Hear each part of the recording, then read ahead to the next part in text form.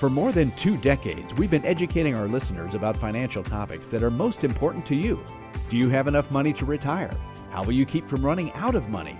What's your plan for managing market risk? What about taxes, inflation, and healthcare?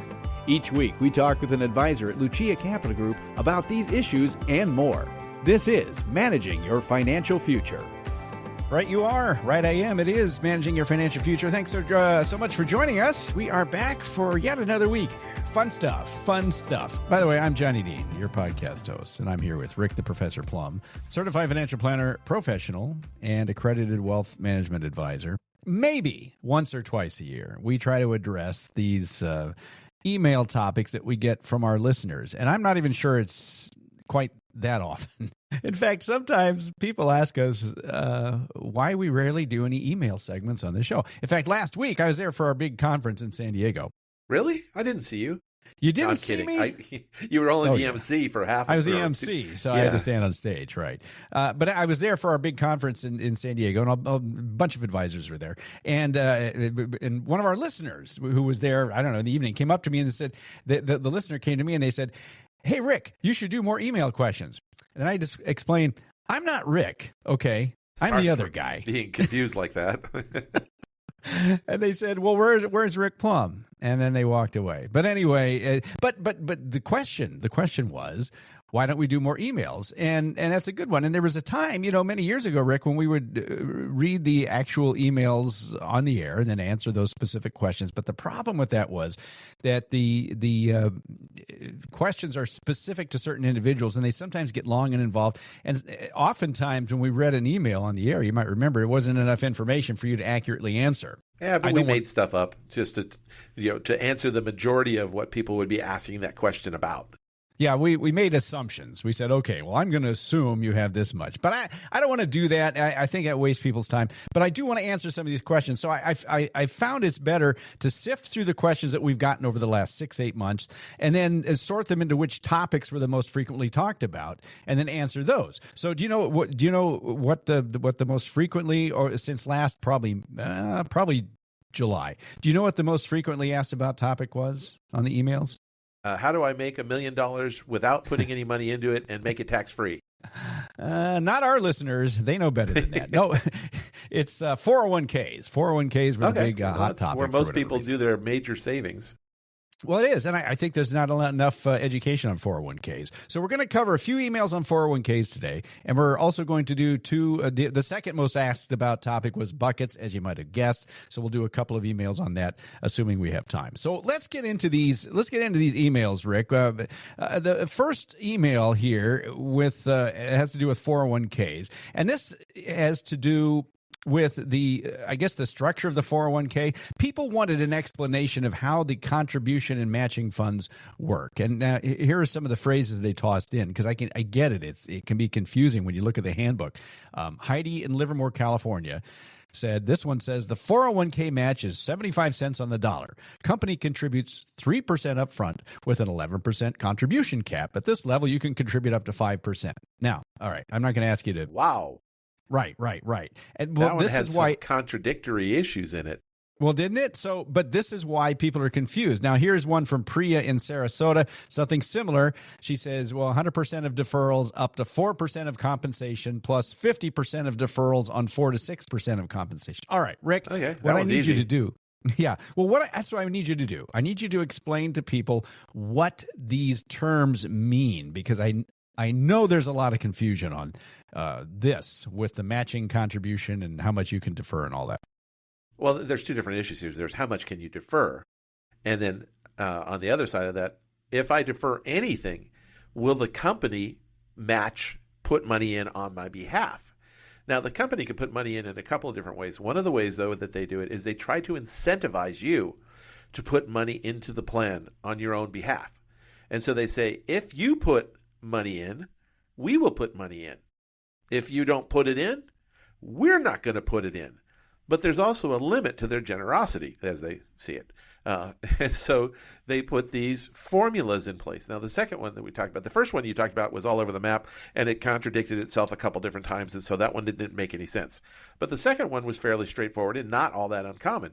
It said we will contribute 100% of what you contribute up to 4% of your pay.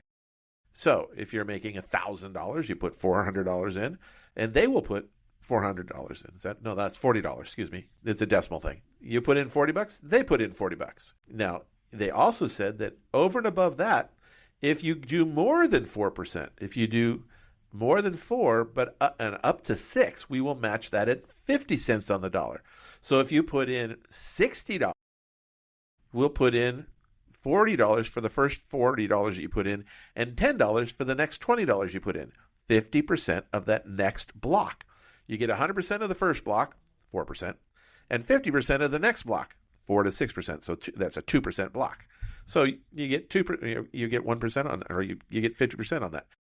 It just follow. It's unfortunately, you're going to not like this statement. Follow the math. Most people don't like math. 50% match on 6%. That's a common one.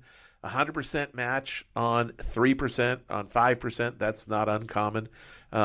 It's just a matter of what are they willing to put in for you. Rarely will they do an unlimited match where you put in $1, they put in $1 for as many dollars as you can possibly put in. Now, there's an upper limit to how much you can possibly put in. You can't put in, 50, 80, 100,000 bucks, 200,000 bucks if you make that much. There is a limit to the salary deferral portion. But so the limit on the salary deferral is a flat dollar amount. 100% of your pay up to $24,500. That's the limit on the deferral for 2026. There's a catch-up on top of that. There's actually 2 catch-ups. But let's just go with that for now. So if you make $20,000 a year, you can put in $20,000 a year. It's a flat number. The match in most cases is listed as a percentage of your pay. They'll do 4% of your pay. They'll match up to 6% of your pay, 10% of your pay. Rarely is it 100% of pay with no cap. But it's just a matter of following the word problem that they've put in front of you. 100% up to 4% of your pay, 50% above that up to 6% of your pay. Follow the math. Follow the word problem. Right. Yeah, those were always... My math teacher friends are out there going, yeah, you tell them, Rick, follow the math. Word problems, man. Some of them I enjoyed. Some of them they were trying to trip us up. Well, a lot of what we do in financial planning is a lot of basically word problems because there's math involved. But we have so much information that's in our hands because of what the client's telling us, all the things that are going on. We have to figure out which variables we're actually using for this specific problem that we're trying to solve, because we have tons of data, but which data is relevant to the problem that we're solving? And that goes back to the old word problems. They're like, okay, let's move this. I don't need to know that right now. And that can be fun, really. I mean, I wish I would have enjoyed this as much back in high school when I was doing it. But because you weren't doing it for a living, you were doing it because they were making you do it back then. Right, it wasn't as much fun then. No, and real life is more fun too. It's not hypothetical. So, okay, so the maximum you can put away in a 401k for 2026 is $24,500 if you're under the age of 50. Let's just stick with that for the moment. But that doesn't mean that your employer can't contribute beyond that. I mean, obviously, you're gonna, if you have a match, the amount that you put away. I mentioned earlier that there's a couple different ways the employer can put money in. The employer can just put money in. Anything, they can do anything they want up to 25% of your pay. So they could just say, hey, you're making $100,000 this year, we're going to put 25 in, whether you put in a dime or not. They can do that. Now, most of them don't. In many cases, they want to incentivize you, and there's some reasons for that. So they don't just do a flat dollar or a flat percentage to it. They say, we're going to put it in if you put it in. But they can do both. They can say, we're going to put in 10% just because we like you, and then we'll do more if you do more. So if you actually contribute, we'll match your contribution. But we can also just flat out put money in. And as long as the amount of money that's going in by the company doesn't exceed 25% of your pay, they can pretty much structure it any way they want. Yeah, and it's a good thing. And we talk about taking advantage, at least for the 401k, of the match, because that's money they're willing to pay you. Well, that's part of your pay structure. They're willing to pay you that. They're saying you're making, I'm used $100,000 for easy math. You're making $100,000, but we're also willing to pay you this other 5 or 6%, however the match works out. If you do X, we will do this too. So we're willing to pay you $105, but we need something else from you. Rather than just showing up at work, we need you to do something that is good for you. We need something that you need to help yourself, and we'll even help you out even more. Oh, and by the way, that extra money that we're putting away, because it's in your traditional 401k, is tax-free. You don't have to pay any taxes on it right now. Well, right. Well, and that's a new thing, actually, when you bring that up. The money, up until this year, the money that the company put in to the 401k on your behalf, even if you had a Roth or 401k, the money that was contributed on the match was always to the traditional side of the house because the employer deducted it and you didn't pay tax on it. So they're not going to let that happen on the Roth. So it was all that was put into the traditional side. Now this year, you can choose to elect to have that go to the Roth, and you can choose and say, okay, I want my matching contribution. I'm doing Roth. I want my matching contribution to be Roth. But you will pay tax on that matching contribution because the company's still deducting it, by the way. Well, that's good. I mean, IRS isn't going to let everybody deduct it and have tax-free. With a Roth IRA, there's no deduction up front, but it's tax-free at the end. So you paid tax once, not at the end. With a traditional, no tax at the front, but tax at the end. So the IRS wants its tax money almost always at some point.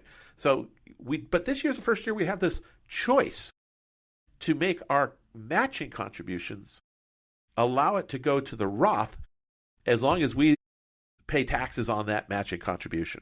Mm-hmm. So we can elect to have that happen. And for some people, it makes sense. For others, it doesn't. Talk to your advisor and find that out. All right, so hopefully that explains the kind of basics on the contribution and the match and all that stuff. Next email we got is I'm going to summarize here a 401k topic. This had to do with the maximum deferral rules. Now, as I said, I'm going to summarize this. This is from Jeff in Scottsdale. Jeff maxed out his 401k contribution by late July, let's say last year.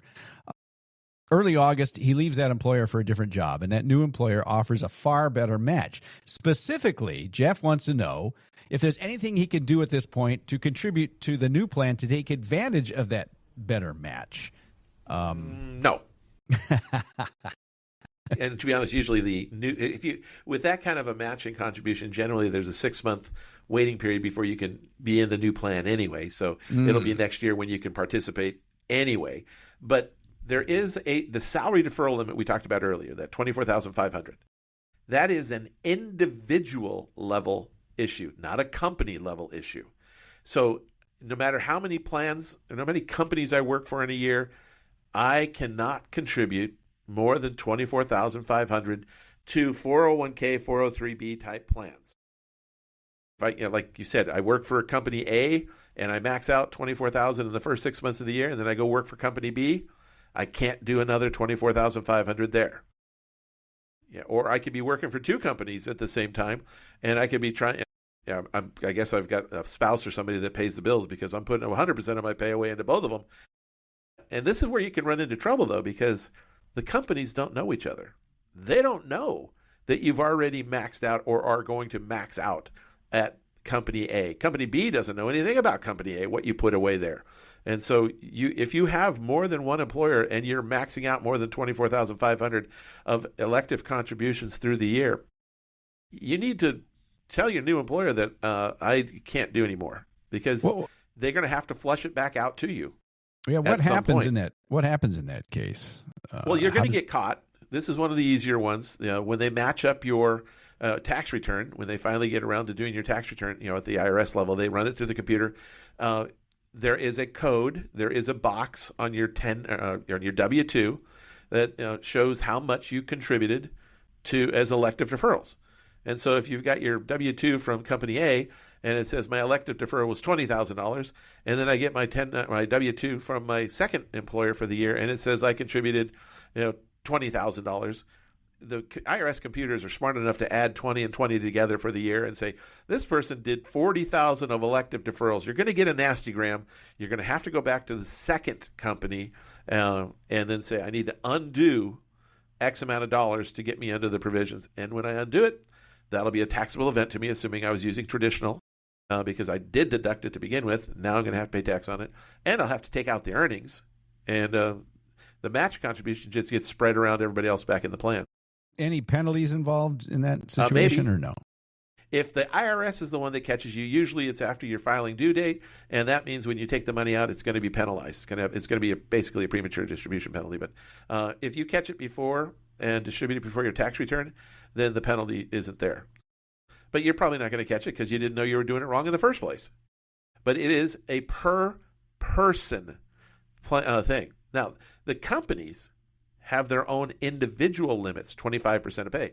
Both companies could put 25% of pay away for you, but you, as an individual, cannot defer more than $24,500. Now, that $24,500 is a combined number that looks at all 401ks, 403bs, and actually simple deferrals as well as one pool of deferrals.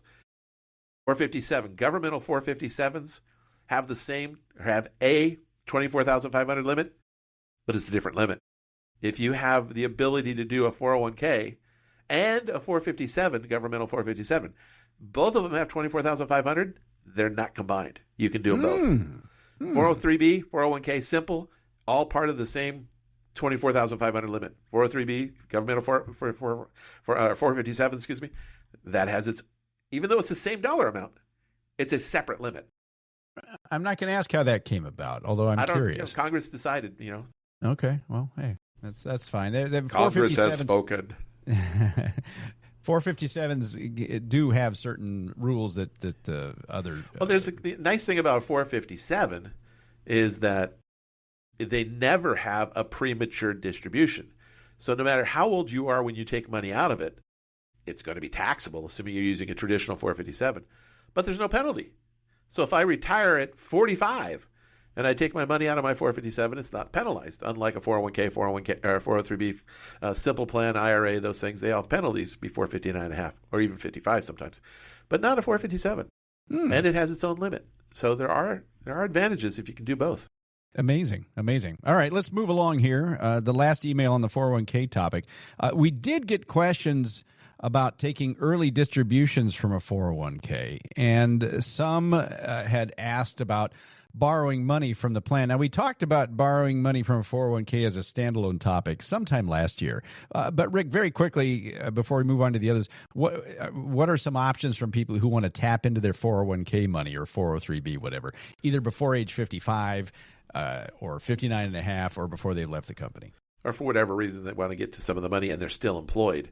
It's generally fairly difficult to get to the money while you're still employed.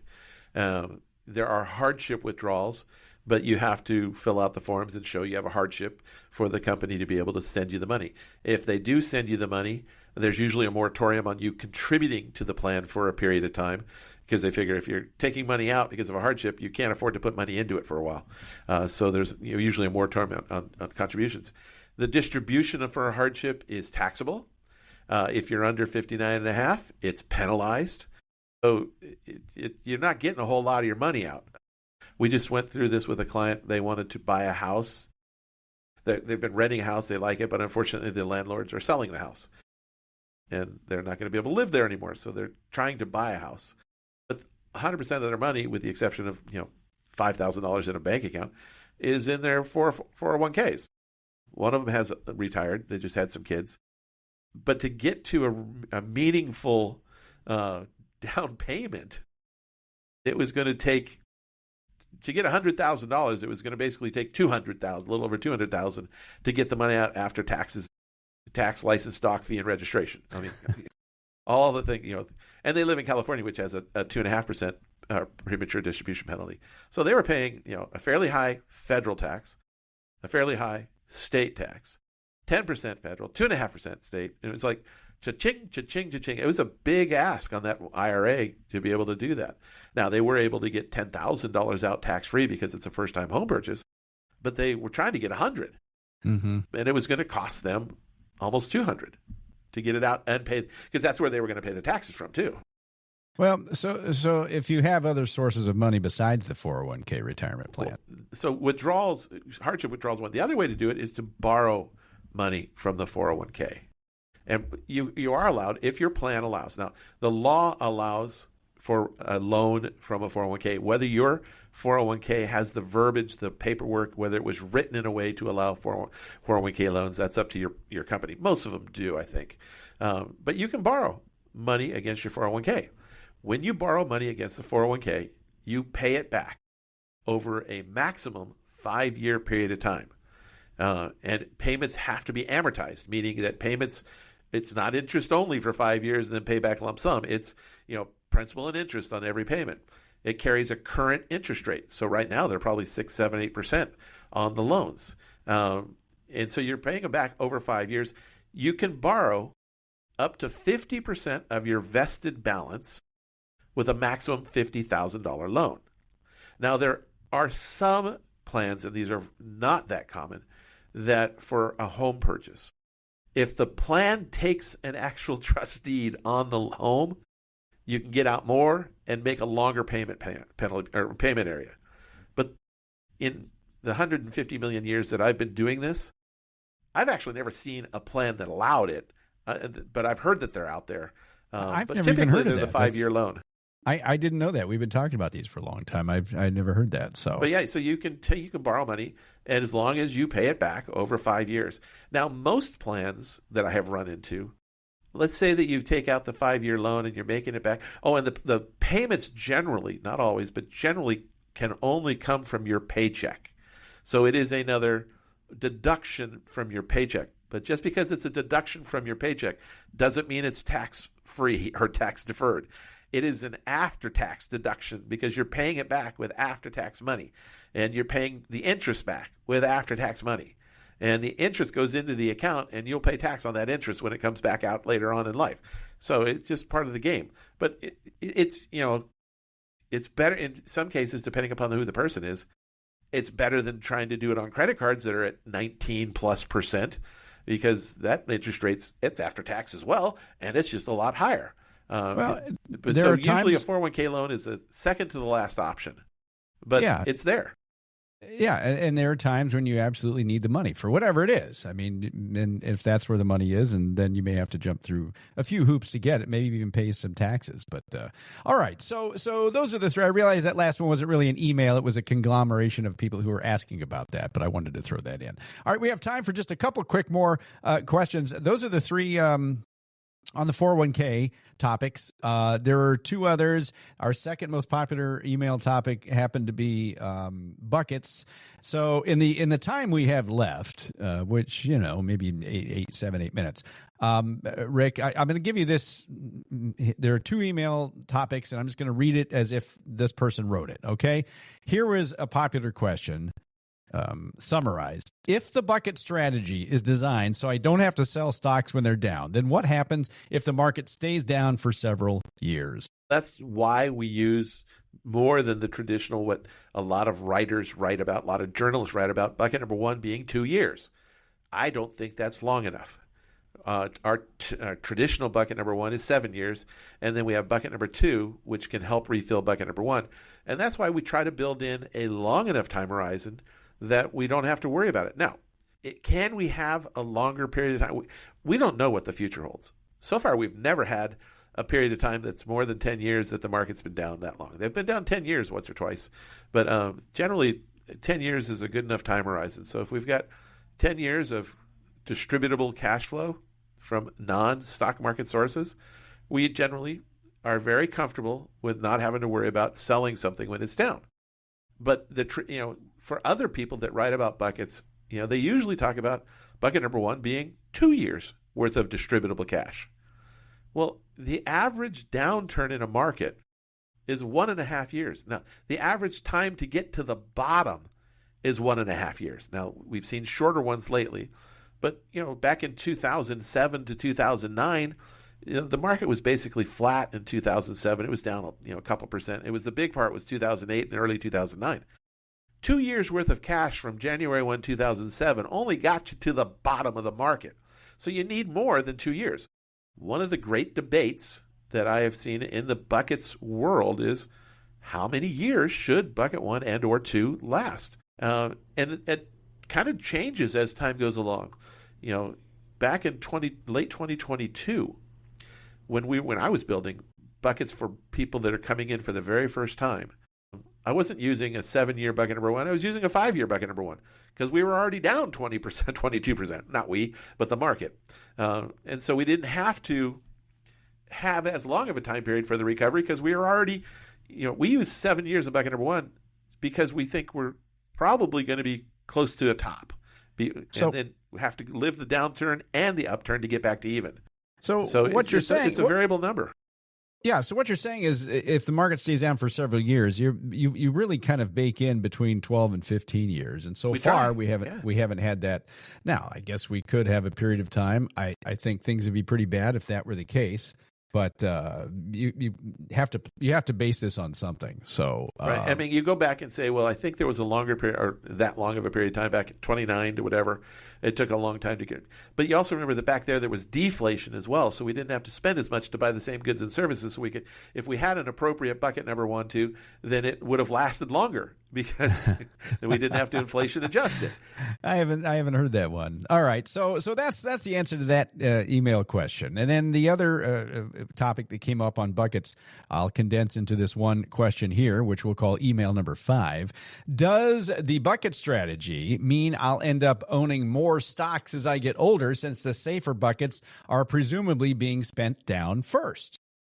Yes and no is the answer. Yes, because you are correct. You are spending safe money. So if my allocation is 30% bucket number 1, 35% balanced in bucket number 2, which is part stock and bond, and then another 35% stocks. Well, just by the very nature, if I spend the 30% in cash down over the next 6-7 years, now I have like 75-80% in stocks by definition. So yes, by that aspect, we are becoming more stock percentage than otherwise. Now, you can afford to do that because the time horizons work that way, but that's where strategic value averaging comes into play. That's where you don't necessarily set it and forget it and don't look at it until the end of the 15th year. I don't like that particular area just because of the way I do planning, but the idea is over the next 5 to 10 years, the stock market's going to be up and it's going to be down. It's going to be all over the place. In the years where it's up more than we expected it to be, we look to try to refill buckets 2 and bucket 1. And where we do strategic rebalancing also depends on what we're using to invest for bucket number 2. If my investment in bucket number 2 is a guaranteed long-term contract where I know exactly what I'm getting, that there's no risk to principal and there's no change in it, I'm not as worried about dollar cost or value averaging that quickly. On the other hand, if bucket number 2 has some volatility to it, and we have a very nice positive volatility in the first 3 or 4 years, I'm going to value average at 3 or 4 years when I have that excess return available to me so that I don't have to worry about it going down or losing some of what I've already achieved. So these are things that are dependent upon other issues. How am I investing bucket 2? How am I investing it? And what's going on in the world? But generally, yes, the answer is yes. You will have more stocks as you go along by definition because you're spending safe money. But no, because you're always looking to take advantage of markets that are positive and refill bucket number 1, refill that safe money by selling the stocks when it's opportunistic. Opportunity is a code word there. And moving away from stocks when the markets are up and refilling the bonds, which then decreases your stock portfolio. Yeah, I've always found that an interesting thing because if you just did it straight and you didn't do any of the value averaging, which you normally wouldn't recommend, but if you did, you would wind up with... You can do it because if you do it right and the market does its typical 8-9% over a 15-year period of time, that stock market percentage then is large enough that if you have like an S&P 500 or just a nice diversified portfolio that also has some value stocks on it, the dividend that's being paid on that 100% stock portfolio is 1.5 to 2%. That would cover the majority of the income need that you need from that point forward. You don't need to sell very much. So your distribution rate over and above the dividend is maybe a 1 or 2% distribution rate. But you're also 80 years old or more, and you don't have to do a 30-year distribution anymore. At least most people don't. But it's also that that goes against the emotional psyche. That goes against our feeling and how we, the anxiety that can be created from it. And I like reducing anxiety. I like taking the emotional component out of it, positive or negative in that place, so that you're not reactionary. You don't feel reactionary and you're not anxious. So I like to value average when appropriate, when opportunistic. Yeah, and for people who are saying, well, gee, you're supposed to own fewer stocks as you get older. I think we've kind of debunked that over the course of this podcast. Just speaking in terms of going against the grain. That's something that I think we've shown it really isn't dangerous. However, you just need to make sure that people are taking a look at it. And if you do that value averaging, as you suggested, Rick, then you can buy yourself a little bit more time on the safer side. So it's all about controlling the fear and also controlling the greed. Selling when it's opportunistic goes against the greed gene. And buying when everything's in chaos and down, it goes against the fear gene, right? It's much easier to get people to buy when it's down, when they have enough money and dry powder, so to speak. It's harder to get people to sell when it's high because they want the more. They want to squeeze the extra juice out of that thing. The emotion that we try to first off control is the fear of losing in a down market and selling when there's no reason to sell other than the market being down. You don't need to sell. You don't need to sell because you don't need this money for another 10, 15 years. Don't sell. But I'm going to lose it all. You're not going to lose it all. If you have a diversified portfolio, I'm talking about. I'm not talking about I own XYZ stock because Murphy's Law says if you own XYZ stock, it's the one that's going to go to zero. The only one that goes to zero, but you're going to find it. But if you have a diversified portfolio, you're going to be okay if you have time. So don't sell when it's down, and don't put yourself in a position to force an issue where you have to because I got bills to pay. That's one of the other mantras to this show. We have to make a list of those, I think. Well, hey, listen, we're about out of time. We appreciate all the questions that we get from each of you. It's good to know you're out there and that these topics are important to you. If you want to send us your email questions, by the way, you can go to luciacap.com. You can contact us right there. We'll try to do this again before the year is out. No guarantees because we got a lot of things to talk about, but we'll see if we can do that. By the way, just very quickly, here's a quick preview of next week's podcast. I don't usually mention what's coming up next week because A, people sometimes listen out of broadcast order, and B, most of the time we haven't figured out what next week's topic is yet. But I've noticed lately that these life insurance strategies that used to be prevalent, I remember them like 20 years ago or more, they've apparently made their way back onto both social media and on podcasts, mostly being touted by people who don't know anything about finance. So next week, we're going to talk about two of the most misunderstood and I think misrepresented tools in the financial world. In fact, both of them are insurance products. So be sure to catch next week's episode as well. Remember to subscribe to this podcast, Spotify, Apple Podcasts. Easy to do. That way you won't miss a single episode. It's all important information. We're out of time. That's it for this week. Thanks very much. For Professor Rick Plum, certified financial planner professional and accredited wealth management advisor, I am the podcast host, Johnny Dean. This is Managing Your Financial Future. We'll talk to you all again next week. The information provided should not be considered specific tax, legal, or investment advice and is not specific to any individual's personal circumstances. Each taxpayer should seek independent advice from a tax professional based on his or her individual circumstances. These materials are provided for general information and educational purposes based upon publicly available information from sources believed to be reliable. The information in these materials may change at any time and without notice, and its accuracy cannot be guaranteed. There is no guarantee that any investment strategy will meet its stated objective. All investments involve risk, including potential loss of principal. Examples cited are hypothetical, are for illustrative purposes only, are not guaranteed, and subject to potential federal and state law amendments. There's no guarantee that you will achieve the results discussed or illustrated. IRA withdrawals will be taxed at ordinary income rates. Withdrawals prior to age 59 and a half may also be subject to a 10% penalty tax. Roth IRA distributions of principal from a Roth IRA are tax-free. However, any earnings will be taxed at ordinary income rates, and a 10% penalty tax will apply if withdrawn prior to age 59 and a half or within 5 years of the date the Roth IRA was established, whichever is longer. Distributions of principal from a Roth 401k are tax-free. Any earnings will be taxed at ordinary income rates, and a 10% penalty tax will apply if withdrawn prior to age 59 and a half or within 5 years of the date the Roth 401k was established, whichever is longer. Your investment options are limited with a Roth 401k to those offered by the plan administrator. Charges and fees may be incurred. Asset allocation does not ensure a profit or protect against a loss. A value averaging strategy does not guarantee a profit or protection from loss. You must consider your willingness to continue purchasing during periods of high or low price levels. Rebalancing a portfolio may cause investors to incur tax liabilities and or transaction costs and does not assure a profit or protect against a loss. There is no guarantee that a diversified portfolio will enhance overall returns or outperform a non-diversified portfolio.